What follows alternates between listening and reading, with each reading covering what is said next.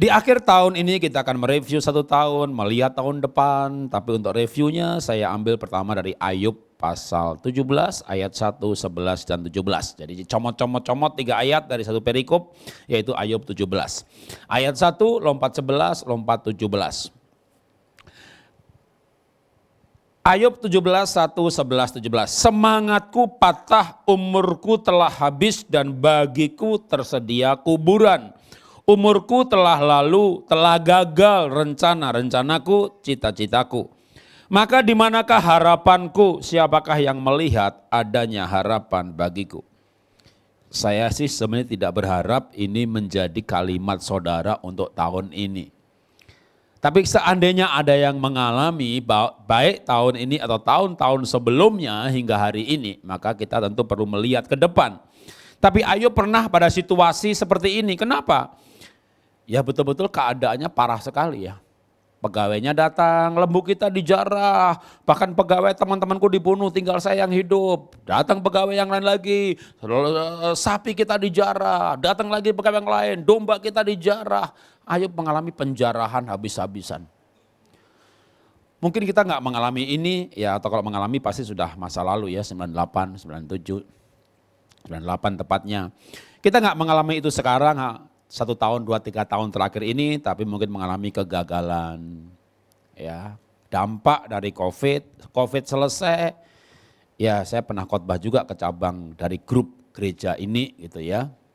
Yang di Mangga 2, yang dulu kalau kita mau ambil alih ruko di situ, 2M pun nggak dikasih. Sekarang Anda bisa beli 300 juta, Anda juga nggak mau beli kuburan. Ya pemilik tokonya pun saya yakin juga survive sih, karena kan mereka hanya pindah lokasi aja. Dulu jualan di Mangga 2, sekarang jualan di Tokopedia.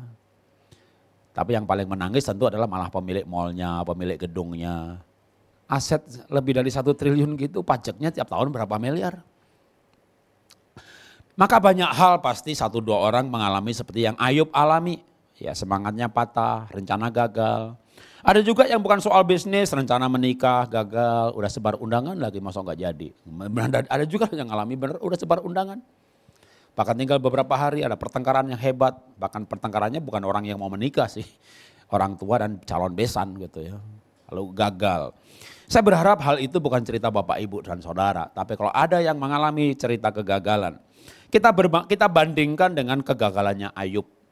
Dia menganggap itu sebuah kegagalan, kemana tidak, harta benda habis. Bukan cuma harta benda habis, pegawainya datang lagi, Pak Ayub, ini anak Bapak 10 kumpul di rumah si A. Kebakaran, mereka gak sempat keluar, roboh, mati semuanya. Mungkin ada yang kehilangan waktu COVID 1 anggota keluarga, Ayub kehilangan 10 anggota keluarga. Yang tersisa ya tinggal istrinya.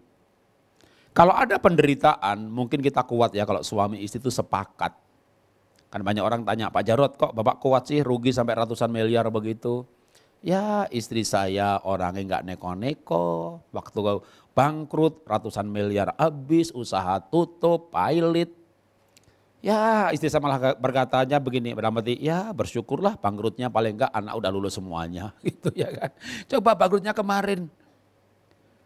Istri saya nggak stres, jamnya tidur-tidur, jamnya makan-makan, saya malah yang nggak bisa tidur-tidur. Kalau suami istri sepakat menghadapi masalah, tapi Ayub nggak sepakat. Ayub itu bilang sama istrinya, istri Ayub bilang sama Ayub begini, kutuki Allahmu lalu kamu mati. Gitu. Widuh, masalah keuangan, masalah bisnis, istri yang dinikahi sampai punya anak 10, si bungsu pun udah gede, udah berapa puluh tahun tuh menikah. Matilah kau. Gimana kalau pasangan Anda nih menggigau lah, nggak usah bilang mati tapi menggigau. Cuma menggigaunya tuh kapan dia mati, kapan dia mati. Anda bangun Anda cek aja dia, biar dia mati duluan ya. Tapi banyak orang menikah itu pengen pasangannya mati. Loh gimana ceritanya? Ya ceritanya dia datang, Pak Jarod boleh nggak saya menikah lagi? Ya saya berkata boleh. Loh Pak, pendeta lain bilang nggak boleh, itu pendeta lain, saya pendeta Jarod ya kan. Saya bilang boleh menikah lagi. Loh yang benar Pak, benar. Yang penting memenuhi syarat. Apa syaratnya Pak Jarod? Kalau pasangannya sudah mati. Waduh Pak, dia nggak mati-mati, itu masalahnya ya kan. Jadi alam bawah sadarnya tuh pengen dia mati gitu ya kan. Ya alam bawah sadar ya, kalau pas sadar ya gak ngomong ya kan. Tidur kan gak sadar, alam bawah sadarnya keluar menggigo gitu ya. Kapan dia mati gitu ya. Itu yang dialami Ayub bukan pasangannya menggigo, benar-benar kutuki Allahmu dan matilah kau. Tentu hal yang berat buat si Ayub sehingga akhirnya Ayub ini cerita. Ya, karena temannya datang 4 orang, Elifas, Elihu, Bildad, Sofar. Elihu yang benar, karena Tuhan gak marah sama Elihu. Tapi Elifas, Bildad, Sofar itu marah. Menariknya adalah Ayub bicara dengan teman-temannya ini sampai 37 pasal. Ya, sanggap aja Ayub sakit hati ya sama istrinya. Sanggap aja Ayub ini jadi ya menderita ya, karena memang dia, satu lagi dia sakit loh. Ujung kepala sampai ujung kaki. Jadi badan sakit, harta habis, aduh. Pokoknya orang susah dah. Orang sakit hati, paling enak itu ketemu orang sakit hati. Pasti akan saling menguatkan sakit hatinya. Loh benar saudara. Ibu sakit hati, ketemu ibu yang lain sakit hati. Bisa berapa pasal? 37 kali ya? Iya, laki-laki begini. Iya bang, semua laki-laki itu. Iya benar laki begitu. Waduh itu 37 pasal saudara. Dan enaknya itu kita dipahami oleh dia. Pengerja sakit hati, ketemu pengerja sakit hati. Pendeta sakit hati, ketemu pendeta sakit hati. Itu bisa 37 pasal sudah ngomongin sinodenya. Ya ngomongin gak bela seniornya ya kan. Bang saya pernah sakit hati juga sama pendeta saudara. Waduh waktu ada yang memahami itu enak banget. Tapi pemahamannya dia gak memulihkan saya. Karena waktu saya sakit hati saya sakit pinggang. Kesarap kejepit. Pemahamannya orang lain itu gak menyembuhkan kita. Maka Ayub itu nggak sembuh berpasal-pasal. Tapi singkat cerita aja, lompatnya Ayub pasal 42 ayat 5 ini menarik banget. Buat saya ini buat ayat masuk tahun baru gitu ya. Ayub 42 ayat 2, maaf. Ayub 42 ayat 2. Setelah tadi putus asa, rencanaku gagal, apa ada harapan. Ayub 42 ayat 2, masih sakit. Lembu habis, domba habis, istri belum balik. Ayub 42 ayat 2 berkata begini, aku tahu bahwa engkau sanggup melakukan segala sesuatu dan tidak ada rencanamu yang gagal. Apa rencana Tuhan dalam hidupmu? Tergantung mau pakai apa. Pakai ayat, banyak banget ayatnya. Yeremia 29 ayat 11, aku tahu rancangan apa yang ada padaku mengenai kamu demikian firman Tuhan, rencana masa depan penuh harapan. Jadi kalau kita berkata Tuhan, rencanamu atas hidupku masa depan penuh harapan tidak akan gagal. Apa rencana Tuhan lagi? Aku memanggil kamu sejak dalam kandungan untuk jadi hamba Tuhan. Tuhan, aku jadi hamba Tuhan gak akan gagal. Sebalipun sekarang aku gak boleh pelayanan. Rencana apa lagi? Oleh bilur-bilurnya engkau sembuh. Tuhan, rencanamu adalah tubuhku, roh, jiwa, dan tubuh sempurna. Seperti Tesalonika berkata, roh, jiwa, tubuh sempurna. Aku sekarang sakit, tapi rencanamu tidak akan gagal. Oleh bilurnya aku sembuh. Anda tinggal pilih yang mana aja. Rencana Tuhan dalam hidup saudara itu banyak banget ayatnya.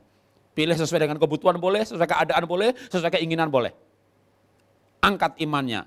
Yang susah kan ngangkat imannya. Maka pertanyaannya adalah, kenapa Ayub bisa berkata begini sekarang? Sebelumnya dia berkata tersedia kuburan, udah gagal. Ya keadaannya emang betul-betul luar biasa. Maka Ayub berkata begitu tuh sebenarnya ada latar belakangnya pasal 38 sampai 41. Yang diringkes, ditulis ulang, diucapkan ulang. Kita baca aja 42 ayat 5. Ayub 42 ayat 5 itu berkata begini, hanya dari kata orang saja aku mendengar tentang engkau, tetapi sekarang mataku sendiri memandang engkau. Saya berikan istilah dalam perjanjian baru, Ayub mengalami perjumpaan dengan Tuhan. Sebelumnya dia menjadi Kristen karena pacarnya ngajak ke gereja, karena papa mamanya nyuruh ke gereja, engkongnya nyuruh dia maksa ke gereja, atau karena apapun yang terjadi, pokoknya kita tahu ada cerita aneh deh, masa Tuhan jadi manusia, surga kosong dong, ya tapi ke gereja dah berkata begitu. Atau bahkan sekolah Alkitab lah. Tapi enggak kenal pribadi dengan Tuhan.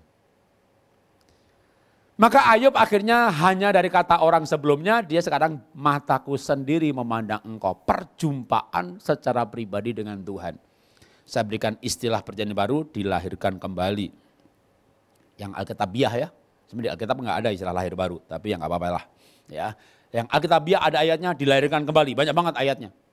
Dilahirkan kembali, bukan oleh darah tapi oleh roh, dilahirkan kembali oleh kebangkitan Kristus dan seterusnya ayatnya banyak banget begitu kita bicara dilahirkan kembali. Artinya Kita mengenal Tuhan Yesus secara pribadi dan mengaku bahwa Dia adalah Tuhan dan Juru Selamat. Ayub mengalami perjumpaan pribadi yang pertama kali. Tentu kita boleh mengalami perjumpaan berkali-kali. Perjumpaan dengan Tuhan yang pertama kali, saya berikan istilah dilahirkan kembali atau lahir baru. Kalau di karismatik, misalnya kepenuhan Roh Kudus.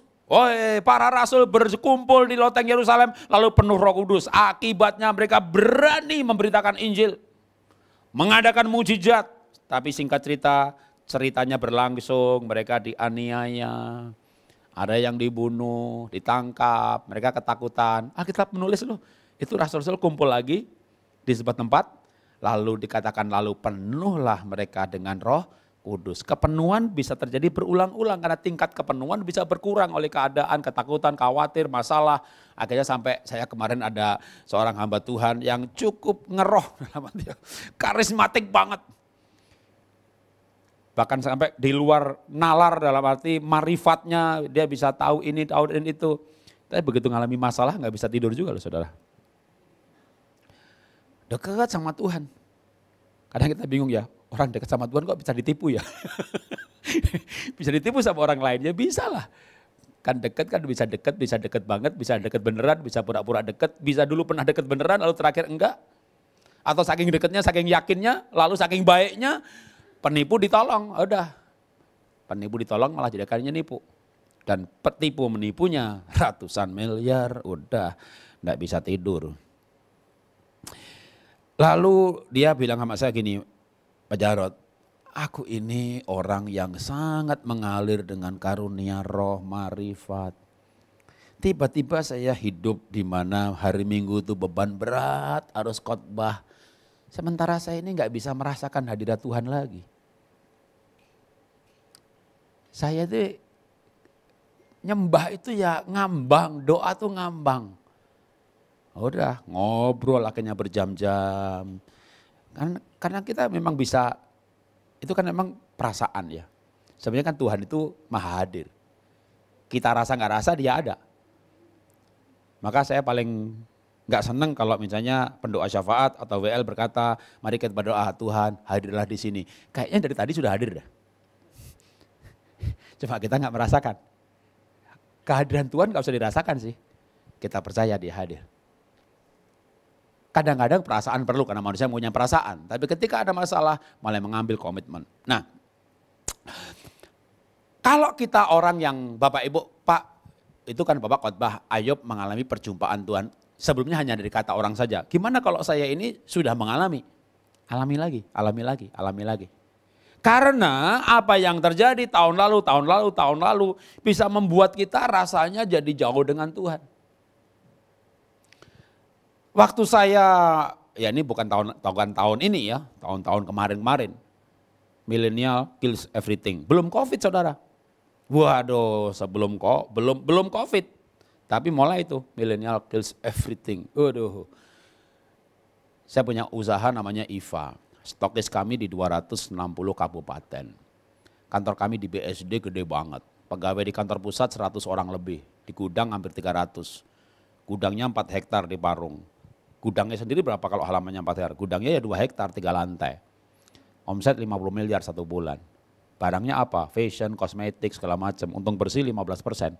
Udah dihitung barang rusak segala macam. Wih, mimpi go public dah. Dalam posisi seperti itu mimpinya go public. Dan saya yakin banget tidak akan bangkrut. Kenapa? Ketika diberkati rumah sederhana, mobil sederhana, tiap tahun kita bangun sekolah di pedalaman, di Mentawai, 1 sekolah, kadang 2, kadang 1. 32 sekolah di pedalaman kita subsidi biaya operasionalnya. Saya nyetak buku 5.000, 2 masuk Gramedia, 2.000 masuk Gramedia. 2.000 aja udah nutup ongkos cetak 5.000. 1.000, kalau saya kesini kan pernah ya, buka stand buku di bawah, 1.000 dijual begitu. Saya jual murah juga kan ya, 50.000 dapat 2. Buku tebal begitu, orang lain 75.000, kita 50.000 dapat 2. Kan cetaknya kalau 5.000 eksemplar, cuma 10.000. Saya jual murah itu masih untung saudara. 5.000 cetak, 2.000 Gramedia, 1.000 saudara beli harga masih ada merasa murah, 2.000 ku kasih gratis pendeta-pendeta di Indonesia. Berapa ratus ribu, bukan ratus orang ya, pendeta di Indonesia terima buku saya gratis. Jadi saya nggak ngambil untung dari penjualan buku. Lalu dengan hidup yang seperti itu, sederhana, banyak mantu pendeta desa. Villa di puncak dibikin panti asuhan, 40 orang Ambon ditampung, dari kelas 1 SD sampai lulus SMA. Saya tuh yakin banget Tuhan pasti pelihara saya dan lindungi perusahaan saya. Lah kalau saya bangkrut, siapa yang bantu pendeta desa? Siapa yang bantu saya berdalaman? Apalagi tambah ayat itu Mazmur 91, keren banget. 1000 rebah di kiri, 1000 rebah di kanan, jeblek. Ternyata saya rebah juga. Ya kan? Itu yang bikin saya goncang waktu bangkrut, saudara. Kok bangkrut ya? Kok bangkrut ya?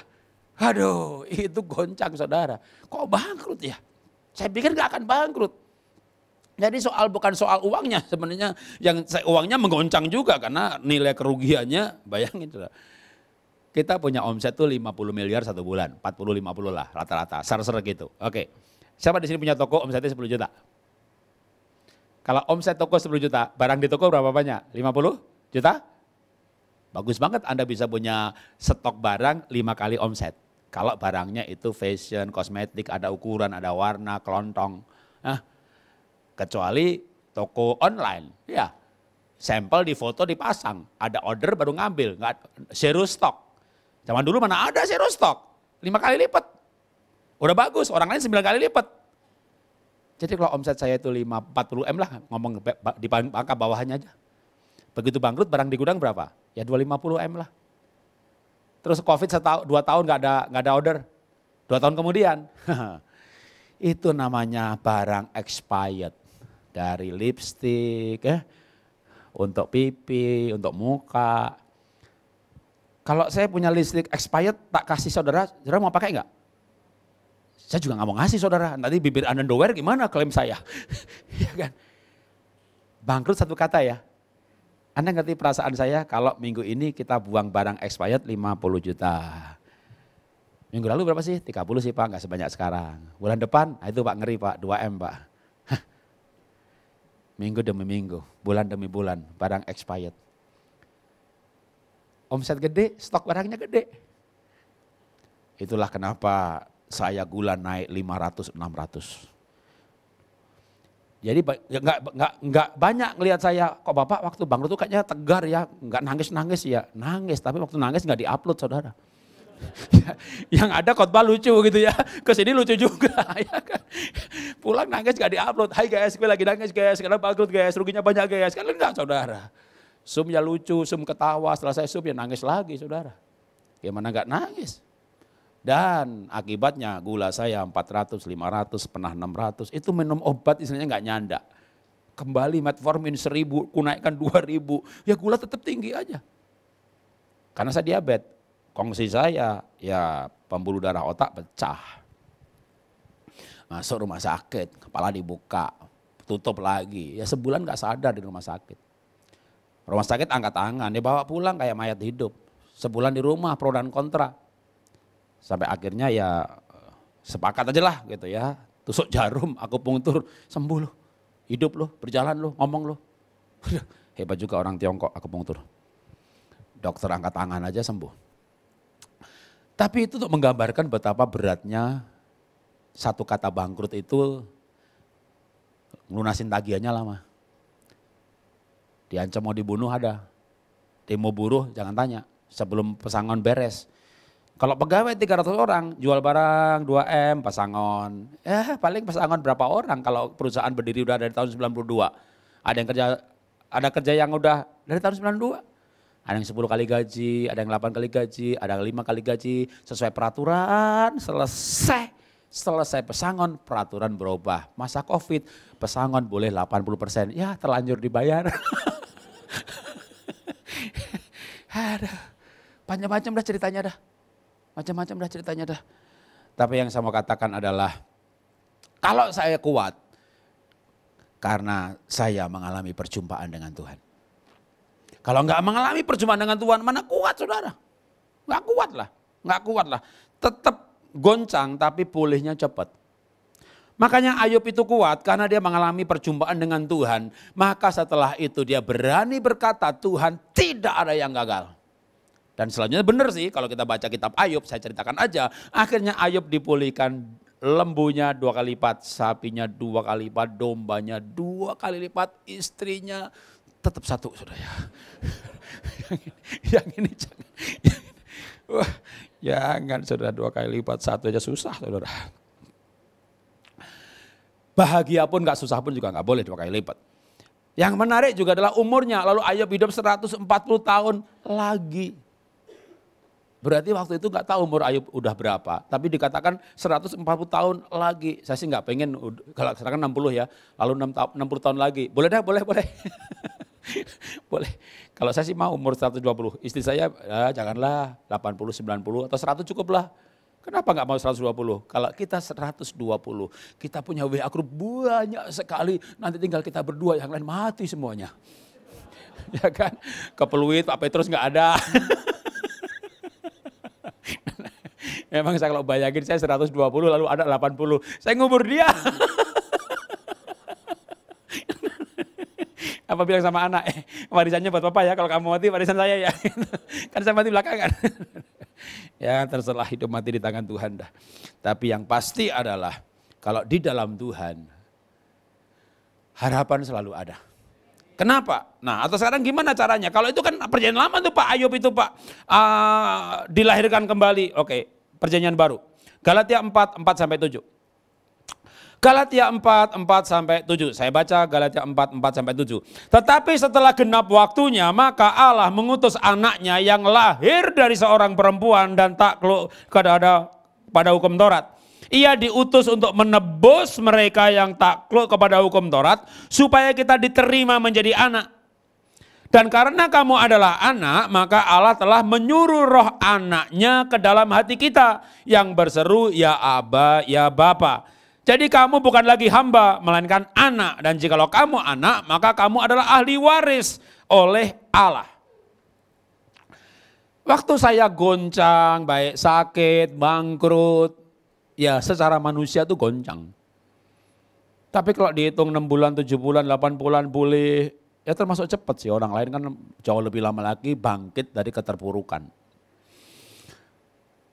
Kenapa? Karena ada keyakinan bahwa saya ini anaknya Tuhan. Apa itu anak? Oke, ilustrasi. Ada pengemis, maksa masuk kompleks saudara, lalu ketok pagar. Kasihan ya, ada roti lebih, kasih dah. Nah, dia tertolong dari kelaparan. Ditolong sekali, tuman loh dia datang lagi dia, ya kan. Ketok pagar, Anda lihat bajunya jelek. Aduh, kemarin sih bagi bongkar-bongkar baju yang gak kepake, kasih dah. Wah, makin senang lagi. Besok dia datang lagi dah. Bajunya sudah oke, lapar, ya pasti lapar lagi kan, makan roti sekali nggak buat selamanya. Bahkan akhirnya Anda mulai kasihan, wajahnya nih miskin-miskin, imut juga gitu ya. Tanya-tanya, oh nggak sekolah, oke tak kasih uang ya, sekolah ya. Kalau kesini jangan pagi, berarti kamu nggak sekolah gitu ya. Anda biasa sesuai. Ya makin baik juga dia. Tapi yang terbaik itu kalau emang niat dan betul-betul sungguh-sungguh dan emang ada hati. Cari orang tuanya, minta izin, bawa ke notaris, Anda adopsi jadi anak. Dia masuk pagar, masuk kamar, jadi anak saudara. Wah itu tuntas tuh. Diadopsi secara resmi, ada materainya, jangan nolong tanpa adopsi, nanti malah dituduh penculikan. Karena itu terjadi, saya punya teman nolong orang malah dituduh penculikan. Dunia terlalu jahat. Makanya ketika diadopsi, selesai deh. Bahkan kalau perlu bikin akta notaris bahwa anak angkat, anak kandung sama warisannya bagi 4, anak kandungnya 4, angkat waris 1. Atau Anda nggak sebaik itu, oke bikin akta notaris, saya meninggal, kandung dapat warisan, yang enggak dapat warisan, tapi udah tertolong, tinggal di rumah, dapat fasilitas, dibiayai. Karena diangkat, anak itu mewarisi yang orang tuanya punya. Nah menariknya, kita itu menjadi anaknya Tuhan. Yang Tuhan punya, kita punya. Maka bagi orang percaya di mana Roh Kudus di dalam rohnya, dalam kelahiran kembali, maka sorga itu rumah kita. Punya Tuhan itu punya kita. Kita mati pasti masuk sorga. Dan kita pasti juga mati. Amin. Amin, gak amin, mati juga saudara. Sembuh amin, sehat amin, diberkati amin, mati gak amin, amin gak amin, mati juga. Tapi mati itu adalah pintu gerbang pada kehidupan kekekalan. Dan itulah arti keselamatan panggilan kita. Betapa hebatnya panggilan itu. Karena kita memiliki kekekalan, keselamatan yang orang paling kaya di muka bumi aja gak bisa beli. Dan itu terjadi karena kita menjadi anak Allah. Dan apa itu anak Allah? Apa tandanya? Apa buktinya? Apa dampaknya menjadi anak Allah? Galatia 4 ayat yang ke-6 saya baca ulang. Dan karena kamu adalah anak, maka Allah telah menyuruh roh anaknya ke dalam hati kita. Pada mulanya firman bersama dengan Allah dan firman adalah Allah. Firman itu menjadi manusia, disebutnya anak Allah, bukan Tuhan beranak. Tuhan gak punya istri, gak punya suami, gak punya anak. Tapi Alkitab berkata Tuhan itu Echad. Echad itu Esa. Esa berbeda dengan satu sebenarnya. Maka ada ayatnya sebelum Abraham ada, aku sudah ada, orang Yahudi marah. Bukankah kitab Kejadian berkata ketika Tuhan bikin Adam Hawa adalah kita menciptakan manusia seperti rupa dan gambar kita. Ketika manusia makan pohon pengetahuan baik dan buruk, akhirnya Tuhan berkata mereka telah menjadi salah satu di antara kita. Jangan sampai mereka makan buah kekekalan, nanti jadi betul-betul sama seperti salah satu di antara kita. Karena Tuhan itu kita itu Esa. Kalau orang lain berkata, kalau Tuhan jadi manusia, surga kosong dong. Kita nggak usah bicara Tuhan, kita bicara H2O saja, misalnya mengilustrasikan Tuhan seperti H2O. Memang dogma ya Tritunggal juga nggak ada di Alkitab. Tapi mencoba memahami dogma Tritunggal yang juga berbeda-beda. Saya paham semuanya dah. Paham apa misalnya? Satu hakikat tapi tiga wujud, ya udah anggap aja Tuhan itu H2O. Jangankan Tuhan yang roh, H2O aja ada di mana-mana. Lalu kalau H2O itu ada yang membeku di kutub, memangnya sungainya kering. Kalau yang di sungai itu menguap menjadi H2O yang di udara, ada di udara, memangnya sungainya kering. Ya H2O ya ada di air, ada di udara, ada di kutub. Satu hakikat H2O, wujudnya cair, padat, uap. Ada yang bilang lagi sebenarnya satu pribadi tapi tiga hakikat atau satu hakikat tapi tiga pribadi. Nah lo bingung, jangan bingung sih. Kalau bicara kepribadian ada namanya Myers-Briggs Type Indicator, ilmu kepribadian mengenai manusia. Maka hakikatnya saya Jarod Wijanarko. Tapi dalam Jarod Wijanarko ini ada pribadi ekstrovert. Kan ENFP, 4 huruf. Istri saya ISTJ. Ada 4 kepribadian di dalam diri saya. Satu hakikat, 3 pribadi. Atau satu pribadi, 3 bentuk. Ya pribadinya Jarod Wijanarko. Jarod yang mana? Yang pelukis? Iya, kan saya pelukis. Yang khotbah itu? Iya juga. Kita ngomongin orang yang sama gak sih nih? Si pelukis sama si pengkhotbah itu? Loh saya kenal si Jarod sepatu. Iya emang dia dagang sepatu dia. Pak Jarod ini apa aja sih? Apa aja jadi saudara? Jual sepatu juga, ngajar meditasi, ngajar olah nafas. Bahkan kemarin kita camp kesehatan couples lagi. Ngajari juga Kegel exercise. Apa tuh Kegel exercise? Senam seksual. Pribadi yang sama, Jarod Wijanarko juga. Kita bisa berdebat dan gak perlu berdebat menurut saya. Tuhan terlalu luas dan besar dan hebat untuk didogmakan dan diteologikakan. Yang pasti adalah Tuhan itu ada di hati saya. Dia hadir, saya bisa merasakan kehadirannya. Kita nggak mungkin menteologiakan, mendogmakan Tuhan. Semua dogma ada alasannya, ada runutnya, ada jalur logikanya, ada paham, Anda setuju, Anda nggak paham, Anda setuju yang lain. Tapi nggak usah kita berbusuhan. Ya, yang penting adalah pribadinya. Dan pribadinya itu adalah Bapa, Roh, dan Anak. Dari dulu kejadian, Tuhan tuh, oh jadi ada tujuan. Tuhan perjanjian lama itu Jehovah, Tuhan perjanjian baru, lalu sekarang zaman Roh Kudus. Kok saya nggak membagi zaman-zaman Bapa, zaman Anak? Segala zaman Tuhannya sama Bapa, Anak, dan Roh Kudus. Yang Echad, yang adalah Roh. Maka Jehovah Bapa alam, pencipta alam semesta itu akan mengirim Roh Anaknya. Maka disebut Roh Kristus. Kan disebut Roh Kudus juga dong. Maka keekatan itu ya disebut Roh Allah, disebut Roh Kristus, disebut Roh Kudus.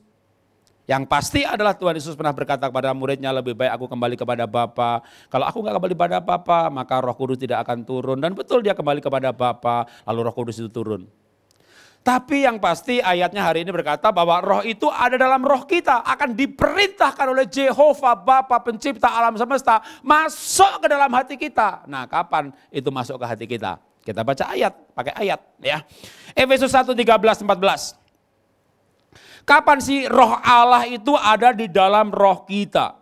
Efesus 1, 13, 14. Di dalam Dia kamu juga, karena kamu telah mendengar firman kebenaran, yaitu Injil keselamatanmu. Di dalam Dia kamu juga ketika kamu percaya, dimeteraikan dengan Roh Kudus yang dijanjikannya itu. 14. Dan Roh Kudus itu adalah jaminan bagian kita sampai kita memperoleh seluruhnya, yaitu penebusan yang menjadikan kita milik Allah untuk memuji kemuliaannya. Yesus Nabi, semua agama berkata begitu. Dia Mesias, saksi Yehova juga saksi Yehova mengaku bahwa dia Mesias. Yesus Allah, oh enggak, kalau saksi Yehova. Kalau kita pada mulanya firman bersama dengan Allah, dan firman itu adalah Allah. Firman itu menjadi manusia. Dalam keadaan sebagai manusia, dia taat sampai mati. Dalam keadaan sebagai manusia, makanya dia jadi manusia. Makanya bisa mati karena jadi manusia. Dia mengosongkan dirinya, mengambil rupa seorang hamba. Dalam keadaan sebagai manusia, dia jadi mati. Kenapa? Kalau Alkitab yang lain, Korintus berkata, oleh kebangkitan Kristus, maka itu memungkinkan kita dilahirkan kembali oleh Roh Kudus.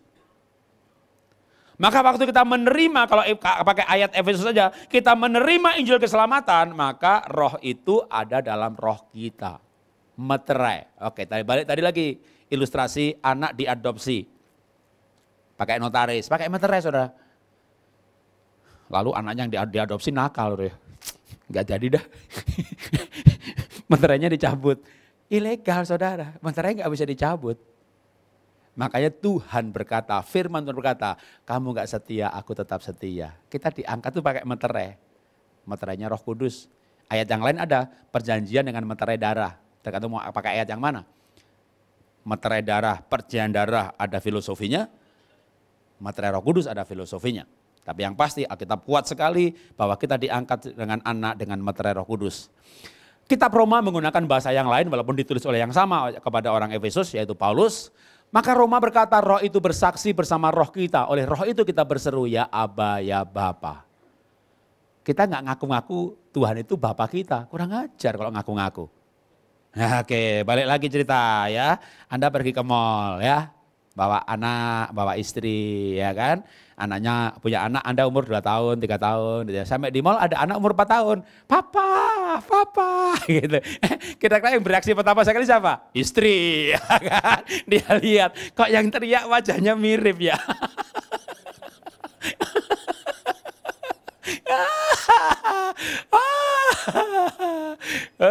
Perang saudara dimulai saudara ya. Ngaku-ngaku, papa kan minggu lalu datang ke rumah. Wih, istri ingat minggu lalu dia bilang keluar kota cuti, apa kerja? Katakanlah gak pakai cerita begituan deh gitu ya. Ngawur kamu apa gitu ya. Pulang deh kalau gitu pulang gitu ya kan. Begitu pulang ada mobil yang buntutin dia kan. Ikut parkir depan rumah. Oh, rumahnya di sini. Papa gitu. Datanglah perempuan, mamanya si anak yang teriak-teriak gitu ya kan. Ayolah tes DNA deh gitu. Bapak berani nggak tes DNA? Iya kan. Ya. Kalau nggak salah berani dong tes. Kurang nanti hasil tesnya buat tuntut balik kamu ya gitu ya kan. Ya kurang aja tuh anak ngaku-ngaku. Tapi kalau anak sendiri panggil papa-papa ya nggak masalah. Saya punya anak 3. Pak minta duit dong. Oh, nggak usah minta aja kita udah ketawarin. Mau nggak es krim mau gitu ya. Tapi gimana anak tetangga? Pak minta duit. Kurang ajar. Makanya orang Yahudi itu berkata orang Kristen kurang ajar luar biasa. Mereka nggak berani sebut Yehova.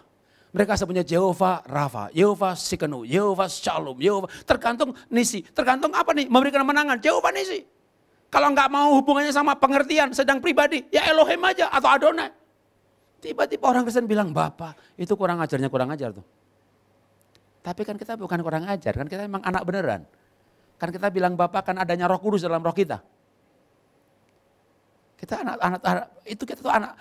Maka betapa hebatnya panggilan itu. Kita diberikan Roh Kudus sehingga bisa memanggil Jehovah. Itu Bapak kita. Semakin mengerti kita arti panggilan, arti kekekalan, arti keselamatan, arti lahir baru. Semakin kita menghargai panggilan, menghargai keselamatan. Bahkan kita nggak beli lagi kasih karunia. Betapa hebatnya panggilan itu. Maka Efesus 1:18 saya akan baca. Efesus 1:18. Dan supaya ia menjadikan mata hatimu terang agar kamu mengerti pengharapan apakah yang terkandung dalam panggilannya, betapa kayanya kemuliaan bagian yang ditentukannya bagi mereka orang-orang kudus. Kita tidak kudus tapi dikuduskan. Kita lahir baru, dosa kita diampuni, kita dijadikan orang kudus, warga kerajaan sorga, dan kita dipanggil untuk, untuknya ini berbagai macam. Untuk melayani, untuk jadi hamba Tuhan, untuk diberkati. Sebagai tujuan akhir yang pasti adalah Roma 8:28. Dia izinkan semua terjadi, termasuk saya bangkrut itu diizinkan terjadi. Untuk kita serupa dengan gambaran anaknya, supaya anaknya itu menjadi yang sulung di antara banyak saudara. Tuhan ciptakan Adam itu kan rupa dan gambarnya Tuhan. Gambarnya rusak karena dosa. Terus kita lahir baru, dosa dihapus. Maka kita akan kembali seperti Adam sebelum jatuh dalam dosa. Adam sebelum jatuh dosa itu kayak apa sih? Ayatnya dikit, susah dipelajari. Ada Adam kedua yang manusia tapi enggak ada dosa. Tuhan Yesus. Maka kita ditebus jadi orang Kristen lahir baru. Itu supaya kita jadi kayak Tuhan Yesus. Tuhan Yesus lahir di hati kita. Itulah Natal yang sejati. Dan Tuhan Yesus makin besar, kita makin kurang. Maka kepribadian kita akan jadi seperti Tuhan Yesus. Tapi itu proses itulah diantaranya rugi, bangkrut, ditipu. Begitu kita ditipu, belajar ikhlas. Kita menderita, belajar tabah, sampai ke ayat tabahnya Tuhan Yesus. Ada yang mau sabar? Hah? Ya, kalau Anda punya anak kecil, umur 1 tahun, 5 tahun, Anda belajar namanya sukacita. Iya, anaknya lucu ya. 5 tahun lewat, lucunya habis. Nuanya gak ada berhentinya, Anda belajar sabar. Tambah 2 tahun lagi, nakal gak ada berhentinya, tambah sabar lagi. Ya kan? 5 tahun, 6 tahun, 8 tahun, 10 tahun lewat. Aduh, Anda bukan belajar sabar, Anda belajar kalau enggak tabah, Anda stroke. Anaknya SMA lulus, kuliah segala macam, Anda belajar bijaksana. Lewat masalah anak yang enggak ada habisnya. Itu proses. Makanya kalau Anda berdoa, Pak Jarod saya minta doakan jadi sabar. Oke, saya doakan, Tuhan kirim dia banyak masalah Tuhan supaya makin sabar. Doakan saya jadi tabah Pak Jarod, Tuhan kirimlah penderitaan supaya dia tabah. Ya jangan pakai itu dong doanya Pak, ya, teking aja, roh tidak sabar keluar, roh sabar masuk. Itu namanya pendeta sulapan. Pendeta main sulap. Keselamatan instan betul, tapi karakter proses. Makanya saya memaknai penderitaan sebagai proses. Kadang-kadang gereja nggak memaknai penderitaan sebagai proses. Kalau saya cerita saya bangkrut, orang ngomong bisik-bisik, pasti dosanya banyak nih. Karena penderitaan adalah hukuman, masalah adalah hukuman. Daniel salah apa masuk penjara? Yusuf salah apa masuk penjara? Paulus salah apa di penjara? Mereka menderita, nabi-nabi menderita, nggak ada salahnya. Daniel mungkin pernah berdoa, Tuhan pakai aku sebagai alatmu. Anda juga pernah berdoa gitu ya? Pernah nggak berdoa begitu? Pakai aku sebagai alatmu, nyatakan kemuliaanmu gitu kan. Daniel udah doa kali ya. Waduh, Tuhan tangkap doanya. Tuhan bikin drama kan. Wis, raja mengada-ada, wakil raja mengada-ada. Sampai akhirnya sesuai dengan drama yang ada, peraturan yang ada, masukkan gua singa. Siapa yang bisa hidup di gua singa? Singanya buas sekali. Tapi raja tahu nih, aduh nih ada yang berniat jahat tapi udah terlanjur dibikin peraturan. Sampai akhirnya malah rajanya loh yang berdoa, kita menulis. Lalu hari yang ketiga kan rajanya tanya, Daniel apakah kamu masih hidup? Apakah Allah yang kau sembah sanggup tolong kamu? Itu mungkin rajanya berdoa, kalau Allahnya Daniel kau benar ada, aku sayang sama pegawai itu tapi kejebak. Kalau kau emang ada, selamatkan dia. Saya nggak tahu ayatnya Daniel berdoa apa enggak, ya ceritakan dia berdoa, tapi kalau saya baca Alkitab yang doa malah si raja. Akhirnya Daniel bilang, aku masih hidup. Waduh, raja bikin surat, segala manusia dalam wilayah jajahanku sembah Allahnya Daniel, takut sama Allahnya Daniel. Gitu. Jadi Daniel itu menderita karena masuk dalam dramanya Tuhan gitu ya. Supaya segala orang diperintahkan sama si raja, tapi raja akan kasih perintah kalau ada cerita betapa hebatnya Tuhan. Dan untuk cerita betapa hebatnya Tuhan itu ada harus nama pelaku korban, namanya Daniel. Ya. 2 tahun lalu namanya Jarod. Bangkrut ratusan miliar, waduh. Pendeta khotbahkan, lu mau berjalan, buta melihat, bersaksi begitu. Saya diundang full gospel, saya bersaksi saudara, saya bangkrut 260 rugi 200 miliar, sisa 18 miliar. Saya cerita mengenai kerugian saya. Tanpa malu dan tanpa apa, karena kenapa harus malu? Oke, ini cerita hidup. Ternyata cerita saya, waduh, membuat banyak orang full gospel, para bisnismen itu. Pak, saya itu rugi tapi malu Pak cerita rugi Pak. Saya takut dihakimi Pak. Memang kadang gereja ini susah loh saudara. Saya bicara bukan bangkrut ya, dulu 2009 kebakaran ya. Waduh, cerita di gereja kalau kebakaran pasti dosanya banyak tuh. Tuhan izinkan pasti punya dosa itu. Kalau nggak punya dosa pasti nggak Tuhan izinkan. Cerita sama orang Kristen. Ya itulah build up Sofar dan Elifas. Saya cerita sama orang Buddha kebakaran di Sumang loh saudara. Benar ini, bukan saya jelek-jelekin Kristen dan memuji-muji Buddha loh saudara. Tapi saya kongsian dari tahun 92 sampai hari ini sama orang Buddha, baiknya minta ampun. Maka harusnya kita lebih baik daripada orang Buddha. Karena kita punya Tuhan yang baik.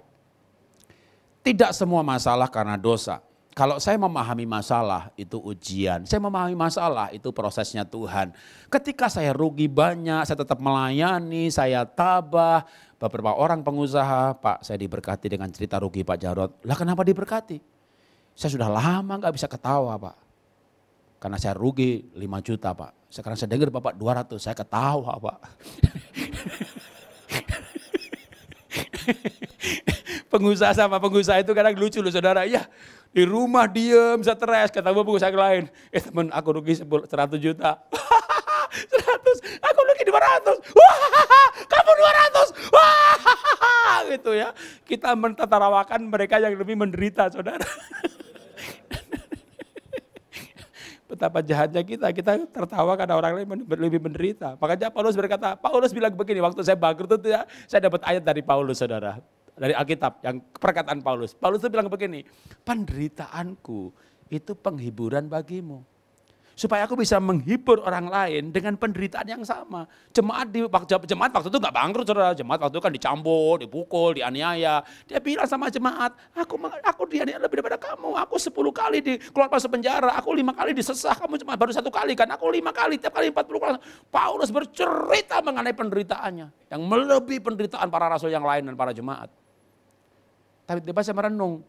Jemaat sekarang kan gak dicambuk, gak dianiaya.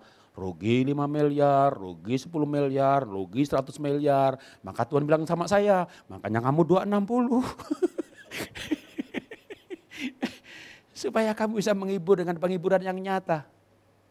Berbicara kekekalan, berbicara kehilangan, berbicara ikhlas. Dan jemaat gak bisa bilang, enak aja lu ngomong begitu.